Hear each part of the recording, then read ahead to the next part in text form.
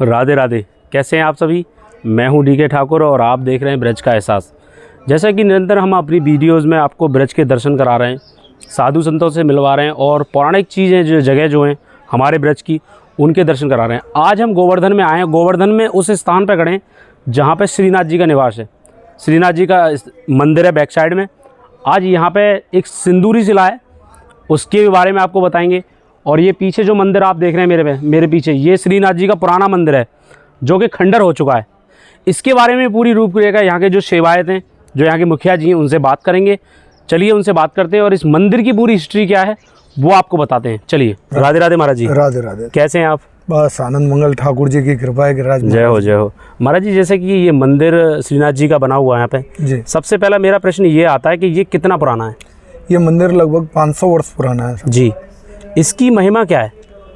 इसकी महिमा गर्गाचार्य जी ने गर्ग संहिता में लिखी है जी कि चारों धामों की यात्रा कर आओ और ब्रज धाम में नहीं आए तो अधूरा बने जी। और ब्रज धाम में आके अगर श्रीनाथ जी के दर्शन किए, जी, गिरिराज जी के ऊपर ये मंदिर जो स्थित है, यहाँ आके दर्शन किए तो समझ लो कि आपके एक धाम छूट भी गया तो भी चारों धाम संपूर्ण हैं। जय हो। ये इसकी महिमा है। और यहाँ से ही भगवान श्रीनाथ जी का प्रकट हुआ था। अगर यहाँ की कथा कहें तो कथा इस प्रकार से है जी कि गांव आन्योर के अंदर लगभग 600 वर्ष पहले एक ब्राह्मण हुआ करते थे जी। उनका नाम सद्दू पांडे था जी। और उनकी एक बिटिया थी, नरो उसका नाम था जी। बहुत सारी गाय अपने घर रखती थी, जिन गायों से अपना जीवन व्यापन करती थी। उन्हीं गायों में से एक धूमर नामक गाय गोवर्धन पर्वत के ऊपर यहाँ आके प्रतिदिन दूध छोड़ के चली जाती थी जी। नरो बड़ी क्षुद्र होती थी कि मेरी गाय का दूध जंगल में कोई ग्वारिया लोग निकाल लेते हैं, क्योंकि मेरे भाई पिता भी गुजर चुके थे, भाई वगैरह कोई है नहीं, मैं अकेली हूँ, उसका लोग फ़ायदा उठा रहे हैं। तो एक दिन अपनी गाय की निगरानी करने के लिए नरो जंगल में निकली और जब शाम को गाय घर के लिए जा रही थी जी। तो धूमर नामक गाय गोवर्धन पर्वत के ऊपर यहाँ चढ़ी और यहाँ 2-4 वृक्ष थे। उस समय ये मंदिर नहीं था जी। उन वृक्षों के बीच में गाय खड़े खड़े अपने स्थलों से दूध छोड़ रही थी। यहाँ एक शिला में होल था, छिद्र था, उस छिद्र के अंदर सारा दूध जा रहा था। नरो उसको बड़ा करने लगी, यानी खुदाई करने लगी। खुदाई के दौरान भगवान श्रीनाथ जी की बाम भुजा का दर्शन नरो के लिए हुआ जी। तो नरो विचार करने लगी ये तो कोई ठाकुर जी की मूर्ति है जी। और उस काल मुसलमानों का आतंक बहुत ज़्यादा चल रहा था। जो भी सुंदर मंदिर देख रहे थे, विग्रह देख रहे थे, तोड़ फोड़ कर रहे थे, उन्हीं को ध्वस्त कर रहे थे। हाँ, इसके लिए नरो घास फूस से उसको ढक जाती है और फटाफट घर पहुंचती है। वहाँ से दूध दही मक्खन कुछ लेके आती है, जल इत्यादि, और उसका स्नान करा जाती है, भोग लगा जाती है जी। ऐसा करते करते उसको लगभग 5-6 महीने हुए जी। ठाकुर जी की कृपा से उसे विग्रह के मुखारबिंद का दर्शन हुआ, ठाकुर जी के स्वरूप का। और जब ठाकुर जी के स्वरूप का दर्शन हुआ था वो फागुन में सातें थी, सप्तमी, और जो वाम भुजा का दर्शन 6 महीने पहले हुआ था वो श्रावण सुद 5वीं का दिन था जी। नाग पंचमी जिसे हम लोग बोलते हैं, नाग पंचमी वाले दिन भगवान श्रीनाथ जी ने ऐसे करके वाम भुजा का दर्शन नरो के लिए दिया था। नरो को जब मुखारबिंद का दर्शन हो गया तो भाव भक्ति ज़्यादा उत्पन्न हुई जी। अभी तो वो घर से नित नई सामग्री और भगवान के मुखारबिंद का श्रृंगार करने लगे। कुछ साल 2 साल बाद में उसके लिए आवाज़ आई कि हाँ नरो दूध ला। नरो सोचने लगी कि मेरा ये भ्रम है, मेरा कोई बच्चा तो है नहीं, किसने आवाज़ दी होगी, मेरा भ्रम है जी। ऐसा है उसने सोचा। तो 2-3 बार उसके साथ ऐसा हुआ तो एक दिन उसने मन के अंदर विचार कर लिया कि मेरे लिए देवदवन आवाज़ देते हैं जी। और आज दूध दही मक्खन सब कुछ लेके आई रोज़ की तरह और बैठ गई और भगवान के श्री विग्रह से विनती करने लगी, हाथ जोड़ के बोले कि प्रभु आप नहाना चाहते हो तो पहले मैं आपको नहला दूँ जी। अगर आप खाना चाहते हो तो पहले मैं आपको खिला दूँ, आप जो कहोगे वो मैं करूँगी, और अगर नहीं आप बोलते हो तो मैं भी यहाँ बैठी हूँ, आप भी बैठे रहो जी। ठाकुर जी बाल रूप में नरों के आगे प्रकट हो जाते हैं और दूध दही मक्खन ग्वालिनी के हाथ से अरोगने लगते हैं। जय हो। अभी ऐसी सेवा करते करते नरों को 45 वर्ष 45 ईयर्स हो जाते हैं। अच्छा। जब कभी नरो लेट हो जाती थी तो 3 लोग के नाथ उसको इसी प्रकार से जो पूर्व में आवाज़ दी थी कि आ नरो दूध ला, आ नरो मक्खन ला, ऐसे करके आवाज़ देते थे। इसके लिए गांव का नाम यहाँ आन्योर पड़ चुका है। अच्छा। इस प्रकार से श्रीनाथ जी की नरों ने सेवा की। बाद में जगत गुरु महाप्रभु जी बल्लभाचार्य जी धर्म की स्थापना के लिए प्रकट हुए। श्रीनाथ जी ने उनके लिए स्वप्न दिया कि आप ब्रज में आओ। तो महाप्रभु जी का प्रागट चंपारण झारखंड में अग्निकुंड से हुआ था। 11 वर्ष की उम्र में उन्होंने 4 वेद 18 पुराण कंठस्थ किए थे और सनातन धर्म के लिए कुछ करने की उनके मन के अंदर अभिलाषा जागृत हुई और वो ब्रज मंडल में आए और यहाँ श्रीमद् गोकुल में आके विश्राम कर रहे थे। उसी नाइट श्रीमद् गोकुल में ठकुरानी घाट पे ठाकुर जी ने स्वप्न में उनको इस प्रकार से अपने गोदी में भर लिया है, लपट गए हैं। ठाकुर जी बाल स्वरूप में प्रकट हुए थे और महाप्रभु जी थोड़े उनसे 2 वर्ष बड़े थे। तो ऐसे लिपट गए और कहा है कि ब्रजवासी लोग भटक रहे हैं, मेरे देवी जीव भटक रहे हैं, उनके लिए आप ब्रह्म संबंध दो। ब्रह्म संबंध बोले तो दीक्षा, गुरु दीक्षा दो जी, गुरु दीक्षा दो, कंठी दो और मेरी सेवा प्रकट करो और जन जन तक मेरी सेवा पहुंचाओ। तो श्री महाप्रभु जी यहाँ आए, गांव अन्योर में नरों से मिले, श्रीनाथ जी का प्रकट कराया। सेठ पूरनमल क्षत्रिय हरियाणा में अंबाला के रहने वाले थे, काफ़ी द्रव्यवान थे, निसंतान थे। उनको ठाकुर जी ने सपने में आज्ञा की कि मेरा प्रकट हो चुका है ब्रज मंडल में, आप मेरा मंदिर बनवाओगे तो आपके घर पुत्र का जन्म होगा। सेठ पूरनमल क्षत्रिय ने इस मंदिर को 500 वर्ष पहले बनवाया जी और ये मंदिर के अंदर ठाकुर जी को यहाँ विराजमान किया और अष्टयाम की सेवा यहाँ से शुरू की। जैसे अष्टयाम की सेवा में क्या होता है, जैसे छोटे बच्चे को लाड़ लड़ाया जाता है जी कि सुबह जगाया, खिलाया पिलाया उसको, फिर उसको निला धुला के कुछ राई फ्रूट दे दिए ताकि वो कपड़ों को ख़राब नहीं कर ले। उसको कहते हैं हमारे यहाँ श्रृंगार, ग्वाल श्रृंगार। और सुबह सुबह का जो खाना होता है उसको कहते हैं मंगला। और उसके बाद में किया जाता है राजभोग।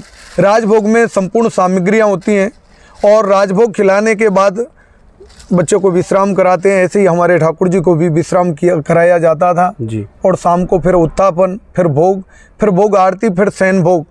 इस प्रकार से अष्टयाम की सेवा यहाँ प्रकट की।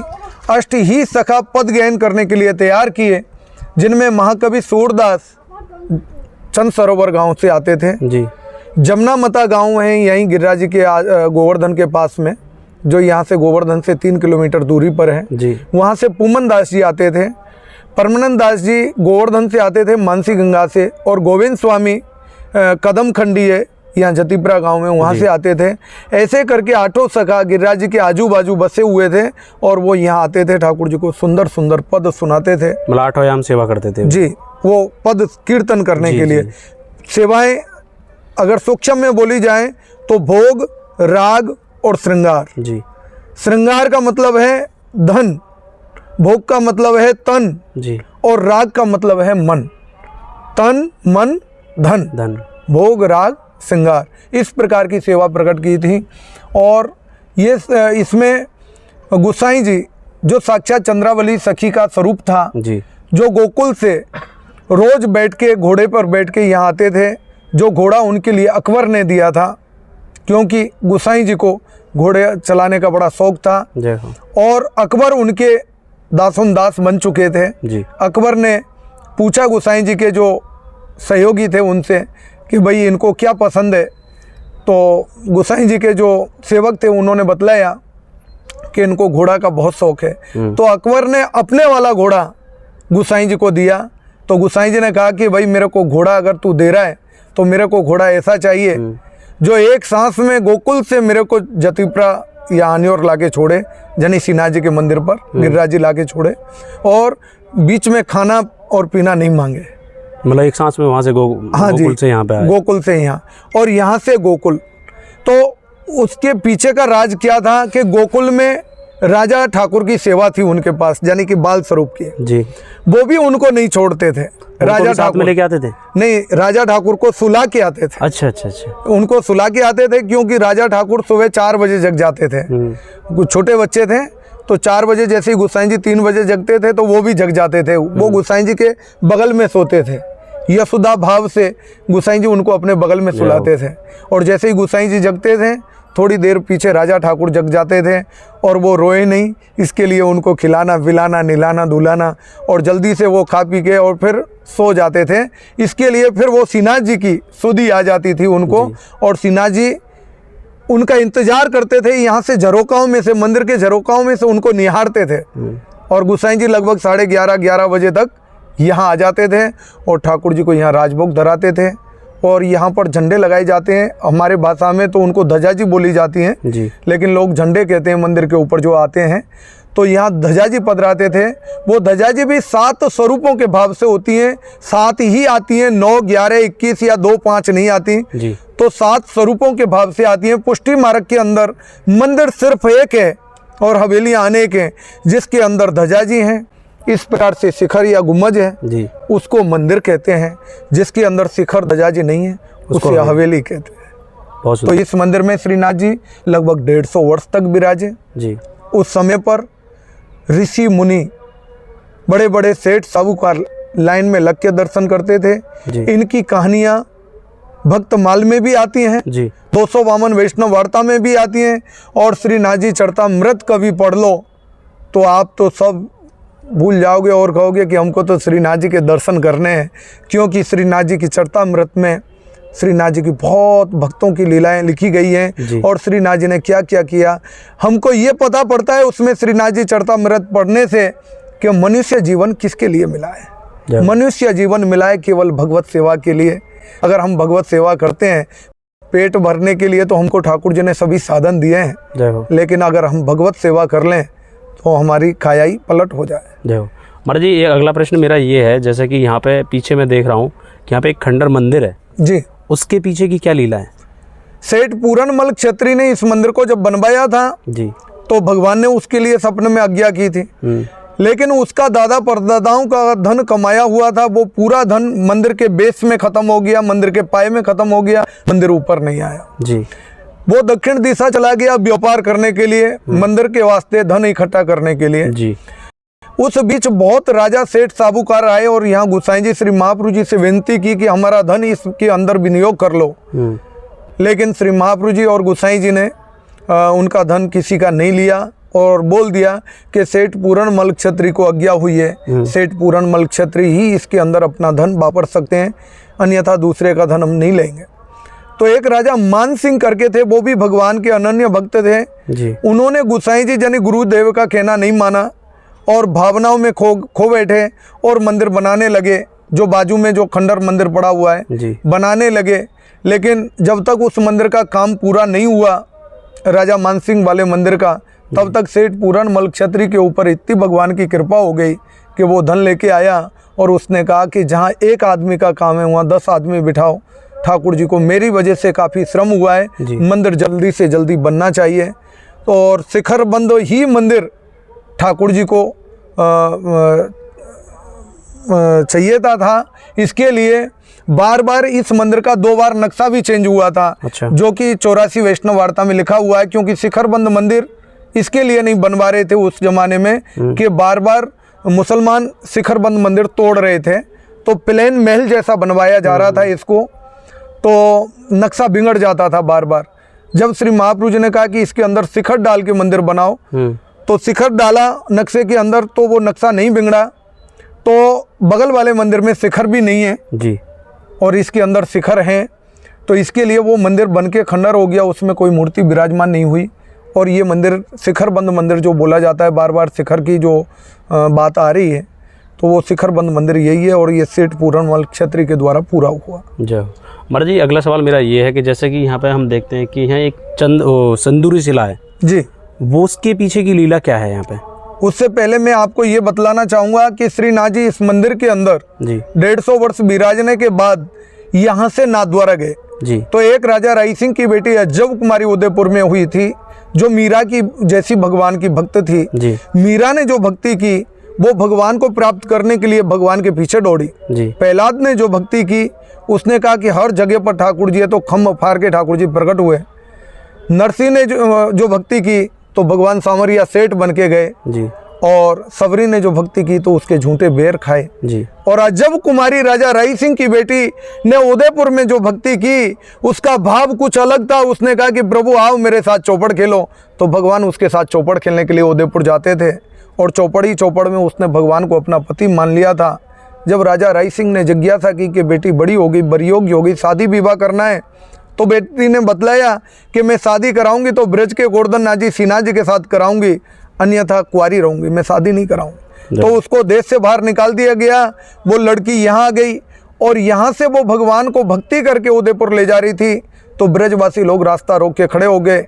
तो भगवान ने विश्वकर्मा के द्वारा इस मंदिर के अंदर होके गुफा बनवाई, जिस गुफा के रास्ते से श्रीनाथ जी यहाँ से नाथद्वारा तो चले गए, लेकिन ब्रजवासियों को वचन दे गए कि भैया दिन में रहूँगा नाथद्वारा और रात को आऊँगा ब्रज में। तो आज भी शयन करने के लिए गोविंद यहाँ आते हैं। कई लोग कहते हैं कि बांके बिहारी जी वृंदावन में शयन करते हैं पंडित जी, और श्रीनाथ जी यहाँ शयन करते हैं, ओरछा में रामचंद्र जी शयन करते हैं। इसका क्या मतलब? तो भैया इसका मतलब समझिए, तुलसीदास जी ने रामायण में लिखा है कि तुलसी या संसार में भांत भांत के लोग, और जाकी रही भावना जैसी, प्रभु मूरत देखी तिनतेसी। भगवान करोड़ों रूप धारण करते हैं एक साथ में। जैसे कि महारास हुआ था, उसमें 16,000 ब्रज गोपियाँ थीं। हर गोपी का ये भाव था कि कृष्ण मेरे साथ नाचे, तो उसमें भी तो 16,000 कृष्ण बने थे। बोलिए श्री गिरिराधरण की। अभी मैं आपको सिंदूर वाली शिला के विषय में बतलाता हूँ कि राधिका जी जब महाराज करने के लिए कृष्ण ने ब्रज गोपियों को जब मुरली बजाई है शरद पूर्णमासी वाले दिन, तो 16,000 ब्रज गोपियाँ गोवर्धन पर्वत के ऊपर इकट्ठी हो गई हैं यहाँ आके। उसमें राधिका रानी भी आई है। राधिका रानी को देख के सब गोपियों की मुंडी नीचे हो गई है, क्योंकि सब गोपी अपना अपना भाव लेके आई थी और जैसा भी बना सूक्ष्म श्रृंगार करके आई थी। वो तो अपने आप में विराट श्रृंगार समझ रही थी, लेकिन किसी से जैसा हुआ, कोई एक आंख में काजर लगा के आई जल्दी बल्दी में, तो कोई एक आंख में नहीं लगा पाई। कोई पायल पहन के आई तो कोई कुंडल भूल आई, जल्दी बल्दी में ऐसा हुआ था। इसके लिए राधिका रानी जब आई तो राधिका रानी पूरे श्रृंगार में आई थी, और राधिका रानी करोड़ों चंद्रमाओं को लजाती हैं। उसे देख के सब गोपी मुरझाई सी हो जाती हैं। तो राधिका रानी कहने लगी, कृष्ण देख तो जरा मेरा श्रृंगार कैसा है। कृष्ण ने कहा, राधा रानी ना तो आपने जो है माथे पर बिंदी लगाई है और ना आपने मांग भरी है, आपका श्रृंगार अधूरा है। तो बोले कि वहाँ लड़कियों का काम नहीं है, वहाँ तो गोपियों का काम है। वो बोले कि आप अगर गोपी बन के चलोगी तो आप महाराज में प्रवेश करोगी, अन्यथा नहीं करोगे। सारी गोपियाँ सिर ऊपर करके कहती हैं कृष्ण से, अरे नुपुदे कारे कलुआ छोटा दो वाभन गे, तू हमारी राधा के पैर का धोमन भी नहीं है, और श्री राधा के विषय में तू ऐसा बोलता है। ब्रज की गोपी कह रही है। हाँ, ब्रज की गोपियाँ कन्हैया को गालियाँ दे रही हैं। उस समय पर कन्हैया हाथ जोड़ के गोपियों से कह रहे हैं कि गोपियों तुम देखो, इसने ना तो माथे पर बिंदी लगाई है ना मांग भरी है, बोलो अब कैसे ले जाऊं। बोले कृष्ण तू ही कुछ ऐसी लीला रच जो कि इसको सिंदूर मिल जाए। बोले कि ये अगर कृष्ण कृष्ण करके गिरिराज जी से सिंदूर मांगती है तो इनको सिंदूर मिल जाएगा। राधा रानी को सिंदूर मिल गया। अब अन्य गोपियां कहने लगी, अरे मैं तो एक आंख में काजर लगाए कि आई नुबूते मोकू काजर तो दे।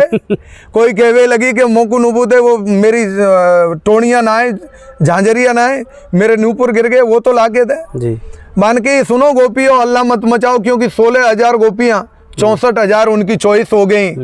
अब कृष्ण भगवान कहने लगे हाथ जोड़ के सभी गोपियों से कि भैया अल्लाह मत मचाओ, जो मांगे सो दे गोवर्धन। गोवर्धन के पास हर प्रकार का धन अवेलेबल है और ये आपके लिए जो मांगोगे वही देगा।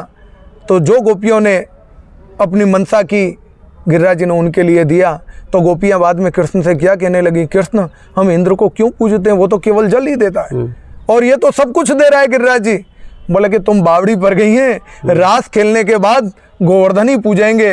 तो हमारे रास 15 दिन चलते हैं दीपावली तक। दीपावली के दूसरे दिन, जिसे हम लोग गोवर्धन पूजा के नाम से जानते हैं, अन्नकूट होता है उस दिन। उसी दिन सारी गोपियां जब गृह मंत्री कब्जे में आ गया तो ग्वारिया का करते बेचारे, और गोवर्धन पर्वत की पूजा होने लगी धड़ल्ले से, क्योंकि जो मांगे सो दे गोवर्धन, बोल के रात धरण की।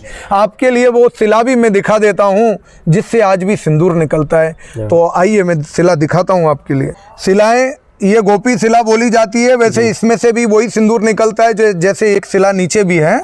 और आज भी आस्थाएं ऐसी हैं कि जो मांगे सो दे गोवर्धन। तो आज भी कपल जो आते हैं वो इस पर ये वाली उंगली से, अनाम का उंगली से ऐसे करके घिसते हैं और अपने घर वाली के माथे पर टीका लगाते हैं और मांग भरते हैं। तो अब तक रहे हमारे साथ मंदिर के सेवाएं, जिन्होंने हमें विभिन्न प्रकार से अच्छे तरीके से सारी चीज़ें समझाई कि यहाँ पे जो सिंदूरी शिला है उसके बारे में बताया, महत्व, उसके पीछे की लीला क्या थी। कि जैसे एक बार रास के लिए राधा रानी आ रही थी यहाँ पे, जब यहाँ आ गई तो उन्होंने, ठाकुर जी ने देखा कि उनकी मांग में सिंदूर ही नहीं है। अब उन्हें सोचा कि मैं घर वापस जाऊँगी तो इतना समय लगेगा यहाँ पर। उसके बाद जब उन्होंने देखा कि ठाकुर जी से, गोवर्धन बाबा से तुम इच्छा वो करो, हाथ जोड़ो, चलने देना, प्रार्थना, गोवर्धन बाबा से प्रार्थना करो तुम, शायद तुम्हें यही सब श्रृंगार के दर्शन हो जाएं। तो यहाँ पे जो शिला भी हमने दर्शन कराया आपको, ये वही शिला है ठाकुर जी के समय की, जब ठाकुर जी ने राधा रानी की ऐसे इस तरीके से लिया और चुटकी भर उसमें सिंदूर आ गया। तो आज भी वही प्रथा यहाँ पे है। आज भी जो नए नवयुवक जो विवाहिक आते हैं यहाँ पे, वो यहाँ पे आके अपनी आपस में मांग भरते हैं। लड़का जो होता है लड़की की मांग भरता है। कौन है पीछे? करवा चौथ तो चलने देना। तो बहुत सारी चीज़ें महाराज जी ने हमें बताई यहाँ पे, जो श्रीनाथ जी का प्राकट्य कैसे हुआ, वो सारी चीज़ें हमें समझाई। तो इस वीडियो में बस इतना ही। आशा करता हूँ ये वीडियो आपको अच्छा लगा होगा। अच्छा लगा है तो लाइक करिए, शेयर करिए, और जिसने भी अभी तक हमारा चैनल सब्सक्राइब नहीं किया है वो हमारा चैनल जाके सब्सक्राइब करें। मिलते हैं नेक्स्ट वीडियो में और नए किसी साधु संत से बात करेंगे, या फिर नई कोई हमारी प्राचीन जगह के दर्शन कराएंगे। राधे राधे, जय बिहारी जी की।